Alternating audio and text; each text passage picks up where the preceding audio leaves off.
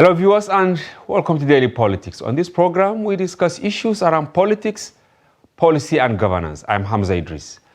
On Monday, June 19, President Bola Tinubu appointed new service chiefs in the country and named former chairman of the Economic and Financial Crimes Commission, EFCC, Nuhu Ribadu, as his new National Security Advisor, NSA.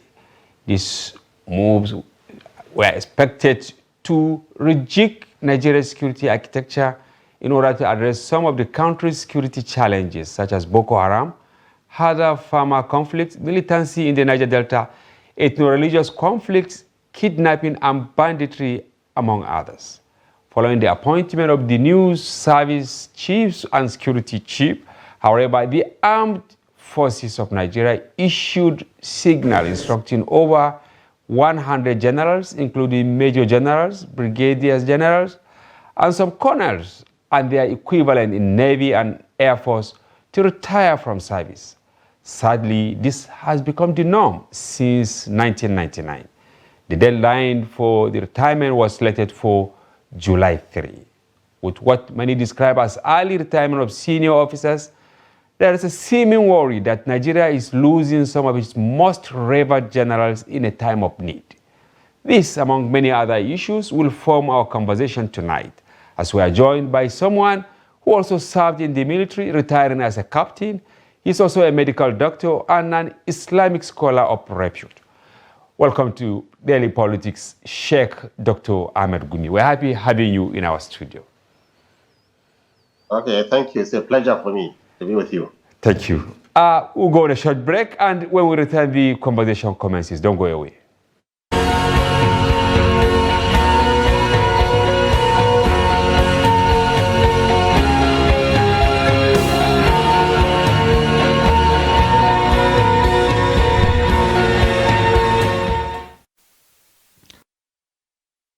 Welcome back. Yashek, I'm starting with this question because it's the talk of the town now, the retirement of over 100 generals. And you wear quite a number of caps, as a cleric, someone who has also played key role in bringing peace in the country, and you also served in the military. Is it really normal at every transition that you retire high-profile generals from the Army, Navy, and the Air Force?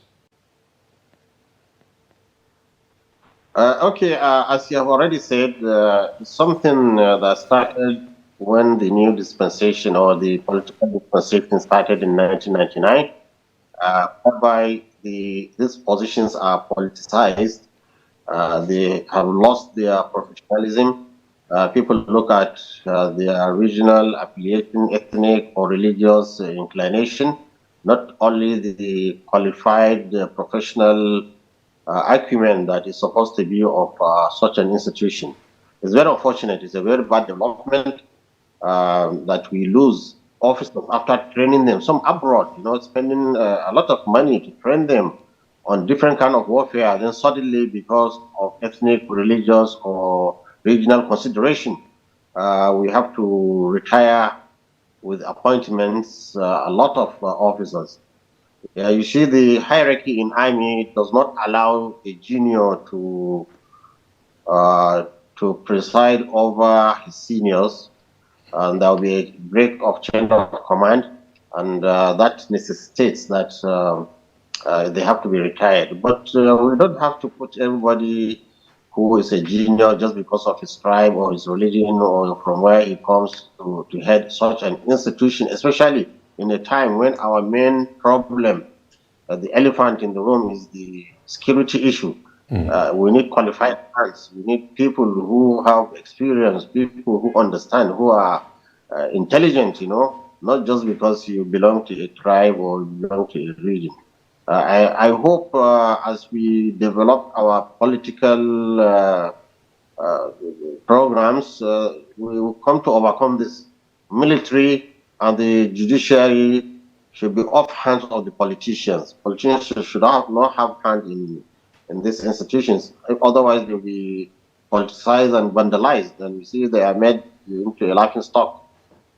Yes, if I understand what you are saying, we are having these issues because of politics? Because I know in the civil service, someone must serve for 35 years or attain the age of 60. In fact, they have tweaked it maybe in the judiciary, and even teachers, especially in some states, they increase the length because of the experience and all that.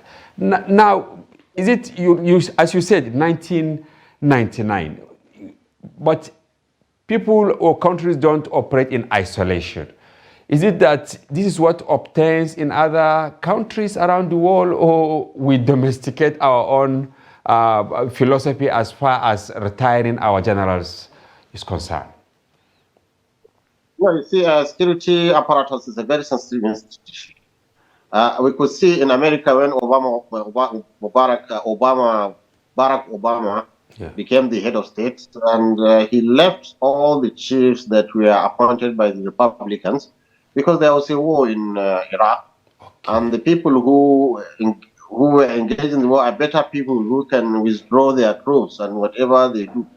I think we should not touch the military and the judiciary just because there's a change of political leadership.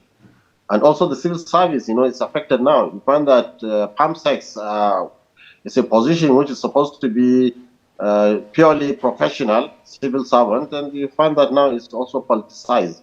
The politicization of every sector of our public life is part of the corruption that is becoming endemic in the society. People, and there's Medicare, people who are not qualified for a position are just given because of remedial differences they have with other people of Nigeria. So I think we have to remove these institutions, these sensitive institutions, from politics. Yes, while we were conducting research for this program, we found out that in 1999, at the first instance, former President Obasanjo retired over 90 generals. And Adua, who wasn't there for a very long time, over 40. And Jonathan also dozens. And President Buhari in 2015 too, over 100. And after completing our findings, we discovered that this time around, it's not only 100, but over 130 generals, are going. What is the, let's talk about financial implication of this before we get to the security implication. How much does it cost to train someone from maybe cadet in the NDA up to becoming brigadier general, major general, or any of the generals in the other arms of the military? Well, financially, I cannot say that because I was never in the financial department.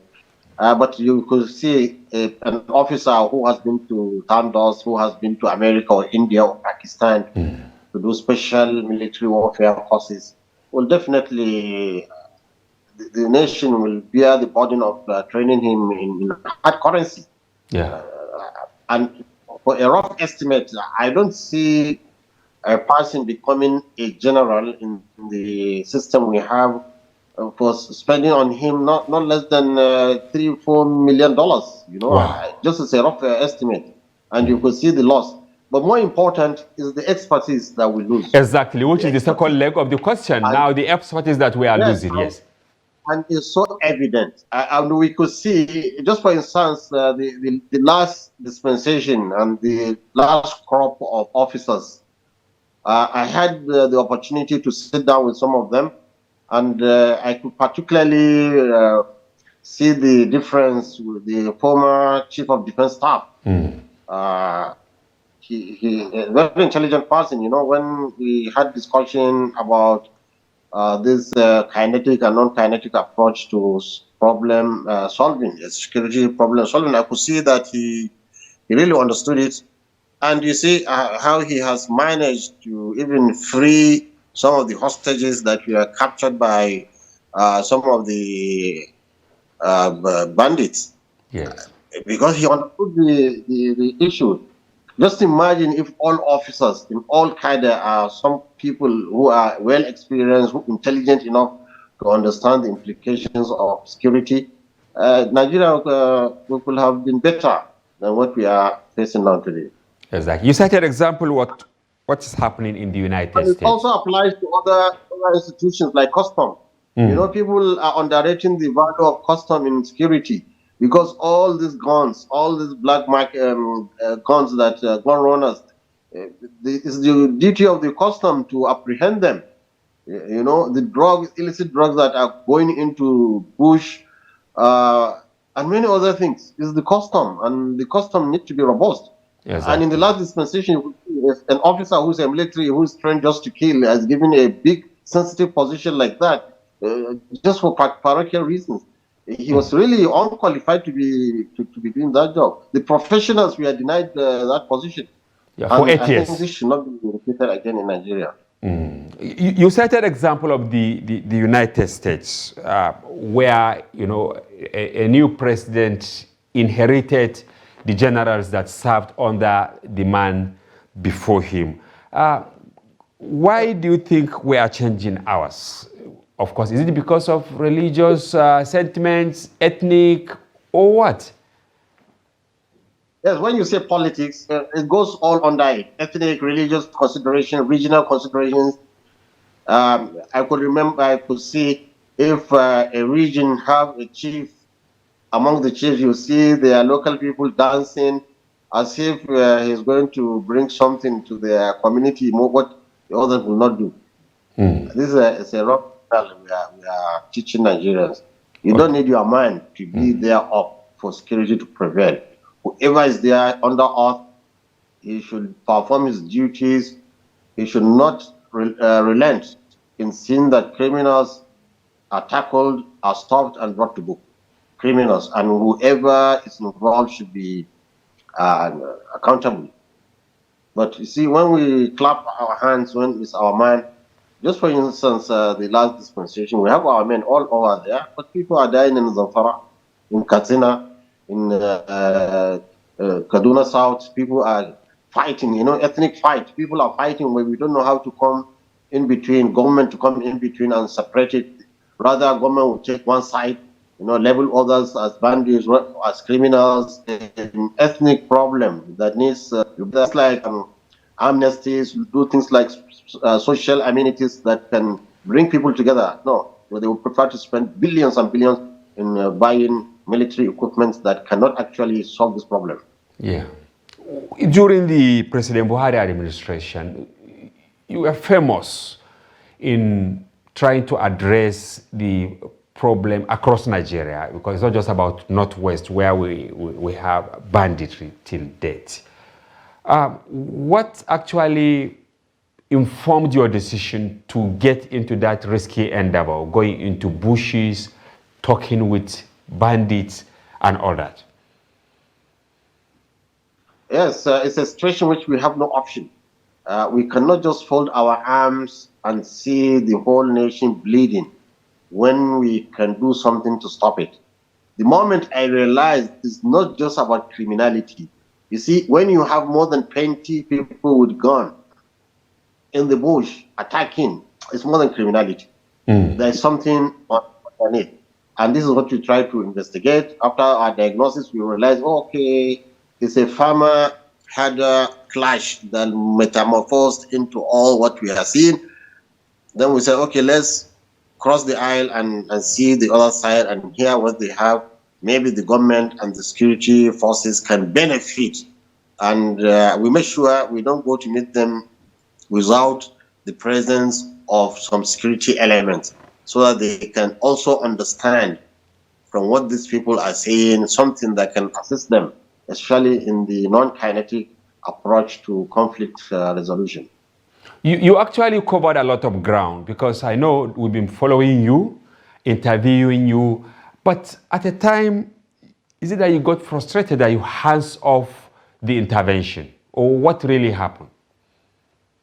Yes, you see, when we tell the government to do A, they do B. They do the opposite. One, we told them, let's sit down with these people. They are ready to gather all together, all of them. In fact, we were able to gather most of the commanders that today we are suffering from. You know, let's gather them together, sit down with them, put a plan, an action plan, and do to them what we did to Niger Delta, and we could see the result. One is their rights. They have right for education, the right for a life of dignity. They too have their humans. Let's bring them close, but the government will do the opposite. Before we call them bandits, now we call them terrorists. And what we fear is that, yes, we cannot deny, as a Muslim scholar, I cannot deny that some people use religion. In fact, religion has told us thousands of years that, yes, we will have terrorists. You know, the Prophet ﷺ told us that we have youth coming at the end of time, killing people, you know, who are not supposed to be killed in the name of God. We have it in the Quran. وَمِنَ النَّاسِ مَنْ يُعْجِبُكَ قَوْلُهُ فِي الْحَيَاةِ الدُّنْيَا. You know, Quran is telling us. We know there is religious terrorism. Islam is not immune. We have it with the Jews, we have it with the Christians, and Islam is not immune. We have terrorists, no doubt. But these people, the herdsmen, they are not terrorists. They are people thinking they are fighting for their rights. They are displaced from their lands. Their grazing reserves encroached. And worst, if they have any case with anybody, they don't have mercy, right? Neither from the police, neither from the judges, neither from the local emirs. Everybody is against them. Why? Because they have cattle. Everybody wants to take out of the cattle, and they're easily framed. They're easily framed, you know, because they don't have access to law, access to lawyers, access to educated people. So we find that, yes, we can go in, embrace them, but the government will always do something different, you know. And we came to understand it's also politics. You know, it's a government which, if you are not on the same page with it, it also is paranoid. It's always thinking that, okay, this man is trying to outshine us, or is trying to expose our weakness, or is trying to do a negative propaganda against us. They don't look at the real intention. Why will I myself, you know, take myself into the bush for any politician? And subhanallah, I value my life more than any politician, and they should have also considered their lives. Now they have left the government. Let them see how many people will be following them.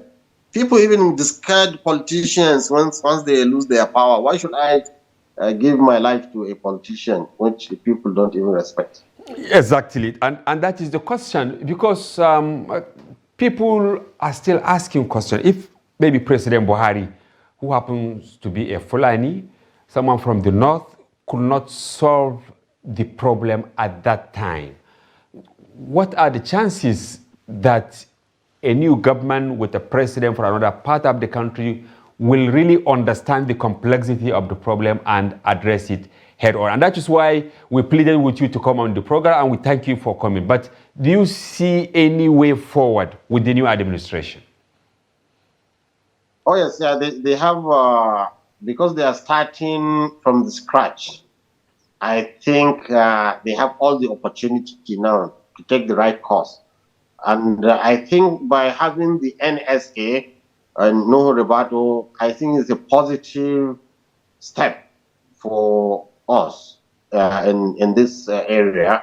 The only thing is, I wish and I hope he would not just be a figurehead like that, that the chiefs should cooperate with him, coordinate with him. What we usually lack in the previous administrations is that there's lack of coordination. Usually they bypass, if they have any way, they bypass the NSA to the president, and the different services are also in competition. In fact, they are also jealous of each other, and they don't cooperate and coordinate their actions. But now, if there is coordination, yes, I think we can have peace, really. Yeah, Sheikh, you covered a lot of ground while you were interceding, talking to the military, talking to community leaders, talking to the so-called bandits or whatever name they are being called, because you wear many caps. Number one, a cleric. Number two, a community leader. And number three, a former military officer also. But you backed out. Now we have a new sheriff in town. In the event, President Tinubu said, yeah, Sheikh, please, can you continue from where you stopped before? Will you be able to, will you agree to start talking to these people? Because even establishing contact is a serious problem for any government. Yes, you see, it's not only establishing contact, but establishing confidence. Exactly. Confidence. Yes, because they saw how we had been up and down, and they saw how when we came out of the bush. Because when I was there, some of them were saying, "Look, leave this politician, leave this government; they're deceiving you." Mm. And when I came out, so that really I was not there to deceive them.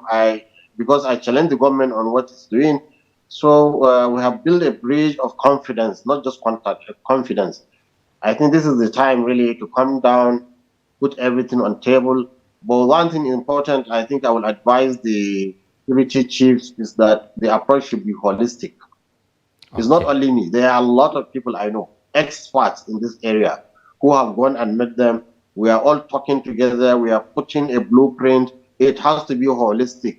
We are afraid some people may try to hijack this project for some material gain, or whatever it is. No, it has to be holistic. Everybody involved who is capable should be brought on table. The emirs, the religious scholars, this NSAK too should be brought in. The bandits themselves, they should come in. The military and everybody, it should be holistic. Yeah. Let's see how we can get out of this mess all together. It should not be left to the army or to the navy or to the air force, especially air force. They have this habit in the past. Whenever there's peace and agreement, they will come and bombard people that have already agreement with the government. I could remember in Zamfara State where the government, by the pronouncement of the deputy governor, that they have shut down one of the bandits leader there, and they has promised to make the area calm. Suddenly, you see the Air Force going there to bombard his family to nullify such an agreement. Yeah. This time, there should be synchronization of actions. We should not allow any force, whether Air Force, whether Army or Navy or whoever it is, or the DSS to go in just like that unilaterally to take any action without a concerted effort all together, working together. That's the only way to achieve this goal. And as you say, this government must have to start from a scratch because a lot of damage has been done. But your reputation, the goodwill that you have across board is still intact. Now, if Nuhu Ribadu as the National Security Advisor or President Tinubu himself said, okay, Sheikh, I want you to lead this crusade, what will you say? No, I don't have to lead it, but I have to. I will volunteer myself to be part of it. But All right. leading, there's nothing like leading. It's just to be part of a holistic package that will look into it. We need emirs to come in. We need other scholars to come in. We need university professors. There are so many that have made researches on this issue. In ABU's area, and all. We all need to come together. There are many articles, that are really interested in it. It's holistic. I think we can all sit down together and see a way out so that we have peace. And peace here yes, will translate into economic prosperity. Exactly. Because people will go back to the farm, and the animals now will have grazing area. There will be peace. It will be the most beautiful country in the world if we have peace in this area. Exactly. I know that you've been in touch with Professor Sadiq at the ABU. You've been in touch with Professor Yusuf, the former executive of National Health Insurance. Are you still in touch with them? Because not shortly after you bow out of the process, some of them continued up till the time when the train abductees were released. Are you still in touch with some of these people? And will you be willing to also continue working with them towards having a peaceful northern Nigeria, towards having a peaceful Nigeria in general? Oh, definitely. I know them personally. We have sat down. They came to my house. We sat down with other retired generals that were involved in all this issue. So I think it's time we really start to do something, because if the political situation favors it and wants to settle it, I think to work with anybody to sit down to this nation. All right, thank you, Sheikh. We'll go on a short break, and when we return, the conversation will continue. And viewers, remain with us. We'll be back shortly.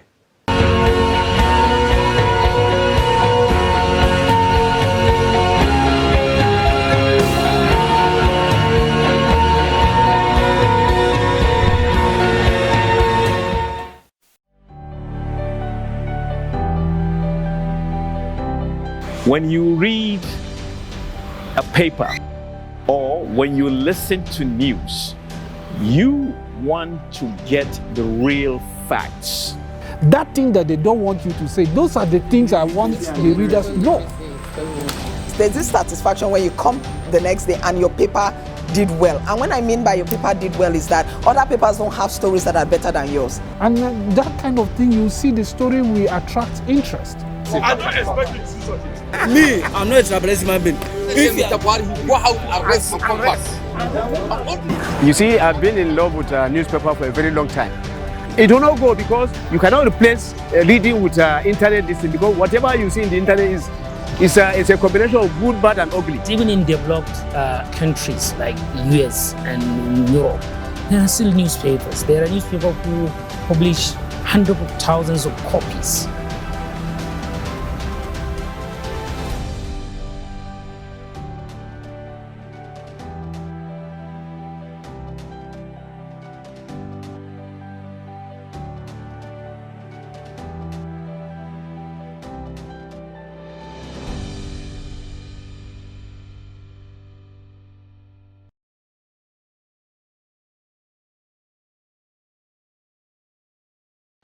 We still have via Zoom from Kaduna Sheikh Dr. Ahmad Gumi, a cleric, community leader, medical doctor, and a retired military personnel. Sheikh, welcome back. Yes. Are you in touch with Tukur Mamu, who has been your spokesperson up to the time that he was arrested and thereafter incarcerated by federal forces? Yes. Now his detention is less strict. His family goes to see him. His lawyers goes to see him. His case in the court of law now, and this is what we are saying. Don't try somebody in the media. Allow him to face the justice. If he's found guilty, then the law should go over. Should take over the case. But we are very optimistic. I think he may be coming out very soon. Okay, the case will be coming out. Because people thought that most likely you kept quiet because you've been frustrated by the system not to be talking on his behalf. Is that correct? No, since the court is the lawyer, the case is in the court. So there's no need to go jump over the court. I don't want to sound prejudicial, but it's a serious matter. This is someone with a family, with people working under him, and all that. And he has been in detention for a very long time. One of the allegations was that he also collected money from families of victims. If government says, can you vouch for him? We will give him to you, and we will hold you to account if at the end of the day we found him culpable. Will you accept and take him? Yes. Yes. I am my teacher who has been attending my lesson, taking to the mosque regularly. I trust he's very empathic person. He's if you ask people in a worry and what second should be where he is died. Yes. Right. I don't think that any person who is so helpful to the needy, to the poor than this one, because his office is always full of people. We have an organization to assist people when our money is passionate about never have money from him. Through his efforts. It's just unfortunate. He's part of a committee that is supposed to negotiate for the release of some hostages or some ransomed, some people kidnapped. Unfortunately, the committee, it didn't go on well, the committee, and I think there's a problem on both sides for lack of synergy in what they do. And this same thing we see even in the main security. All right, we will go on a short break to fix the internet glitch here, Sheikh, and we'll be back shortly. Yeah, viewers will be back shortly.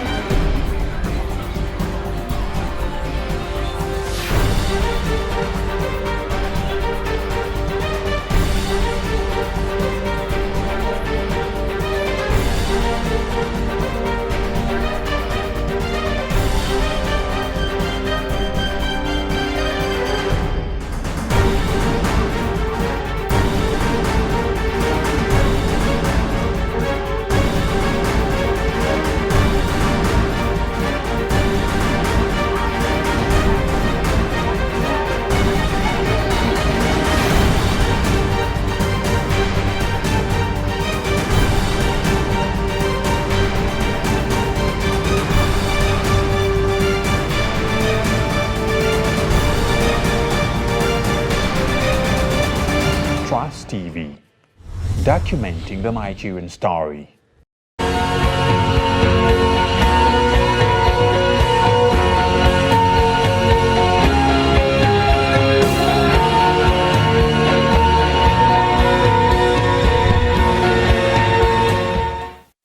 Welcome back, and we apologize for the glitch we witnessed in the course of the program. Yes, Yashek, you're talking about the credibility of Tukur Mamu. So you believe that all what he did was in good faith, right?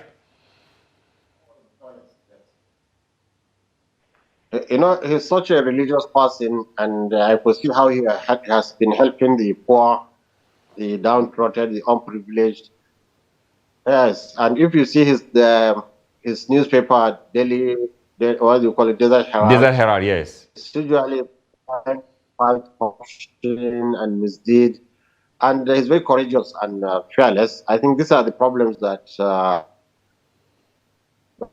put him in trouble with the authorities. All right.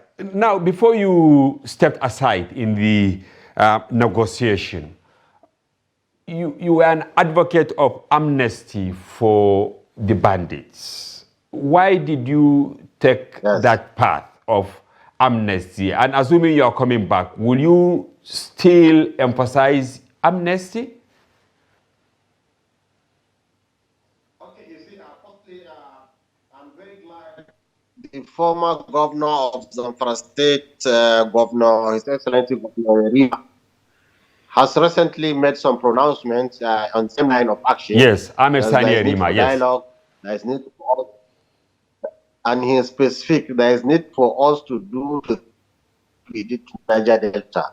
In fact, there are militants like Niger Deltas. Those are breaking our pipelines, and these people are preventing people from farming. They all have economic impact, which is great on the nation.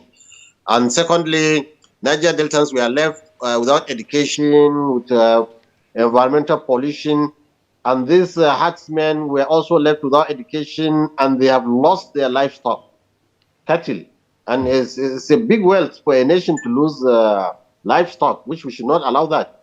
So there's a lot of things which can come in common with Niger Delta.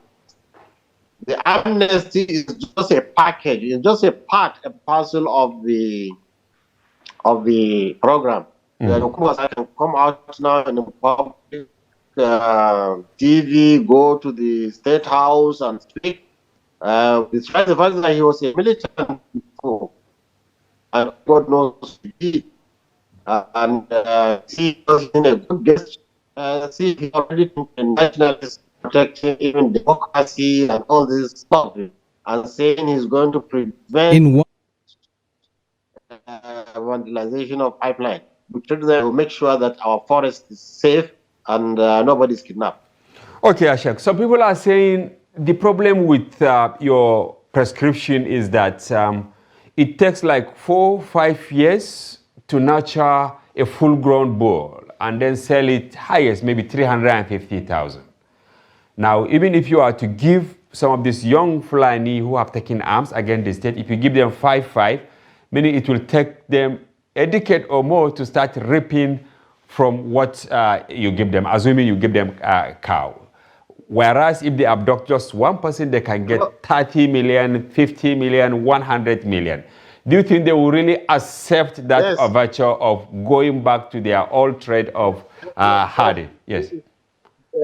It's from their own initiative. One, they told us they are tired themselves. And this money they take, they don't take it to buy Lamborghini or what you call that car, or to be going to Dubai, or to be building upstairs. No, they are living in the bush with the money. They make mattress with it to buy weapons, more weapons. So they are still in their aesthetic life. They have not really changed. The only thing that we need to win them off is a lot of them are on drugs. And that is another challenge. But they are tired. They want to be accepted. They want to go to markets. They want to go to villages. They want to. In fact, one of them said, if there is peace, the next thing he wants to go is to go for Hajj. Wow. You know. So I think it's feasible. Yes, it's feasible. And as you said, we also, part of the program, we cannot allow all of them to be herdsmen. Some of them have to be weaned away from this livestock rearing into other areas. They can go to school, they can become anything, you know. Like the former, what do you call it, nomadic education should be emphasized and strengthened so that we have doctors now, we have engineers, we have army officers who have passed through that system before when it was functioning. So they are not all of them going back to livestock farming. No, but most of them, especially the elderly ones, should be supported in that sense. So you think there is a way forward from what we are witnessing? Oh, definitely. It remains only the political atmosphere. And I hope this dispensation, or whichever dispensation is going to settle, we hope to continue on this dialogue issue. And I don't rule out the use of force. But it has to be the last resort, and it has to be specific. It has to be, precise. Surgical precision. It's not just this bombardment of Roga killing very innocent people. We saw in Nasarawa how the Air Force bombarded innocent people. They have been doing it in the bush a long time. When we went to Niger State, we saw a whole town, a whole village, right in the middle of the bush that was there's a genocide there because those who were able to escape show us well where they have to dump dead bodies in it. And unfortunately, it's not even a Fulani area. It's one of these Niger State tribes. I had cause to interview the chairman of MACBAN, Baba Gazarma, on this program, and he claimed that at no any time that the Fulani who have been grossly affected by rustling and other crimes, not only in North Central or Northwest, but across Nigeria, they have never been compensated. Are you aware of this? And is it true? Oh, yes. In fact, the former governor of Niger State told us one time he was together with governors of the northern state discussing over this issue. He said he noticed something from all the budget they have been allocating. If there is flood and the farmers lost their crops, there is compensation for them. But he said they don't have a kobo for the herdsmen. And this can also be the reason why there is such agitation. So he's not the only person saying it. Everybody knows that they have been marginalized. So this is the time to correct this marginalization and give them their share of the national cake. All right. You've been in Kaduna for larger part of your life, and it's one of the states was hit by insecurity, especially in the last 5-6 years. Have you been in touch with the former governor, and has he sought for your support and advice on how to address the insecurity in Kaduna? Oh, yes. In fact, I am I'm a co-chairman of this Kaduna family house, whereby you have the clergy from both sides, Muslim and Christians. We have been sitting down, I think by the initiative of the governor, to see if there's a way peace can be achieved. We have also had meetings with him trying to see, but at the same time, he has a philosophy which I don't think it rhymes with what we are trying to do. Okay, what is that, Sheikh? He feels there should be more aggressive approach, whether it even involves carpet bombing of forests and all that kind of thinking, which we don't succumb to. Did you disagree with him on that? Oh yes, definitely. How can I allow indiscriminate bombing of the bush when we know that by scientific studies they say there are about 9 million nomads in Nigerian forest. 9 million people. How can you carpet bomb forest when there are many people who are living there? They don't know anywhere except the bush. They have their children and they have their women and even the animals. I don't think even the United Nations will allow carpet bombing of forest just because to get rid of some few elements. And from our own estimate, all these bandits in all, we don't think there are more than 100,000. All those you who can are see- wreaking havoc now. All of them, they are not more than 100,000. And you can see there are a lot of ways we can sway them away from this. We can entice them, we can educate them, we can civilize them. 100,000 is a small number. Now, you and those working closely with you, do you think you have the magic wand? Assuming those that matter say, okay, Sheikh, can you bring them together? Can you bring the leadership? Not all the 100,000, maybe 50 or 100 of the leaders together within a certain frame of time. Will you be able to do that? Oh yes, definitely. We did that. We gathered them in Kidandon, the ones in the Binnugwari area. We gathered them in Shinkafi area, and we also gathered them in Niger State. All of them, they are ready. In fact, they were asking us, "Is this what you came for? Is it general? Is it going to encompass everybody, or is just for this area you are talking about?" We said, "Yeah, we hope it will involve everybody." In fact, if there is one holistic agreement with all of them, they will police to all those who are recalcitrant. You know, in every society, you also have 1% or 2% that, in fact, even in warfare, when ceasefire is declared, you find some few people still fighting because they can take care of those people who are malignant, who doesn't want peace. Okay, now some people are trying to create a nexus between the massive demolition carried out by former Governor El Rufai and the anger of people who took to crime in Kaduna and environs. Do you subscribe to this, that the demolition was not actually done the way it should be done?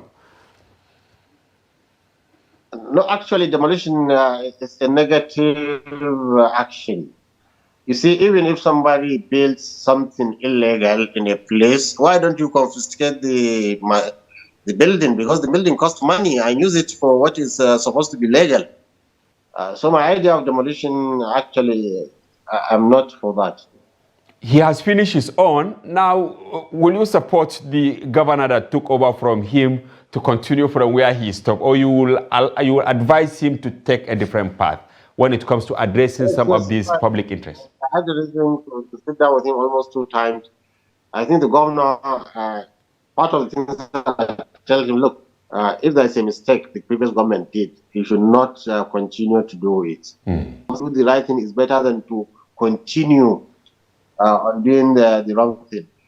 So I told the governor, and in fact, I think it's a person who has an independent mind, really. His independent mind. So I'm optimistic that he'll do the right thing. And we could see in Kaduna State, things are calmer now.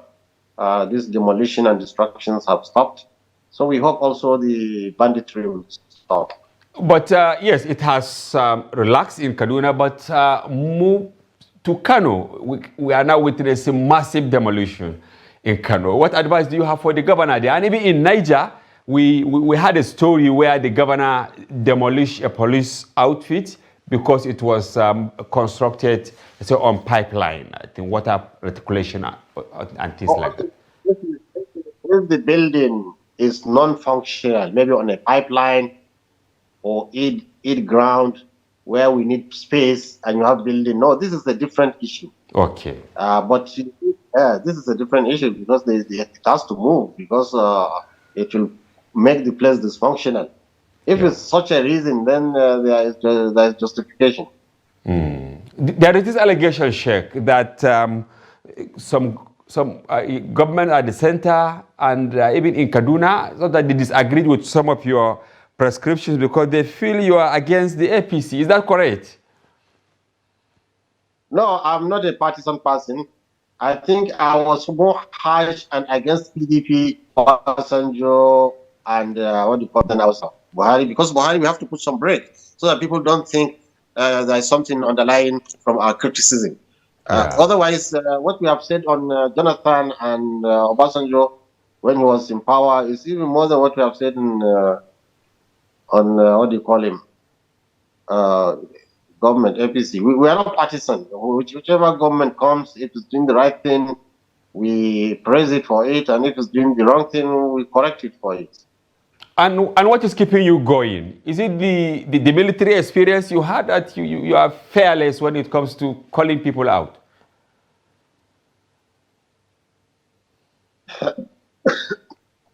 I don't think, you see, even a hen which is prone to be afraid, when you put it to a corner, I think it is going to turn back and fight back.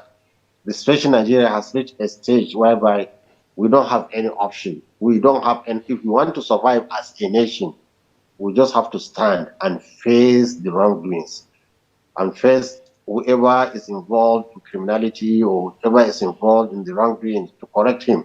We have no any other option, because after this, it means annihilation. It means destruction of the society, which we don't hope. Yes.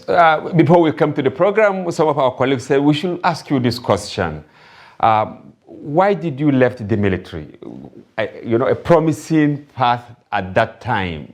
Why did you left while you were a captain? Okay. Yes. I left the military because the circumstances that led me into the military. Okay, what is that? Can you share it with us? Okay, you see, there's one Captain Bello. He fought the civil war, and he saw how we, especially the northern Muslims, are very apathic about the army. Some people consider it as un-Islamic, especially when you put the belt, the same as Damara, So he used to tell my father, look, this is the situation in the army, and he used to preach that, look, people should join the army, people should join the forces, people should work in banks, people should join politics, encouraging people, Muslims, to be participants in nation building. So this man told my father, look, you have male children and you're telling people to put their children in army. Why don't you also put your own children in army so that they see you mean you are walking the talk. Okay. And this is how, this is how we were inducted. We applied, although we went through the selection board, the physicals, the medical, the everything, and we are qualified.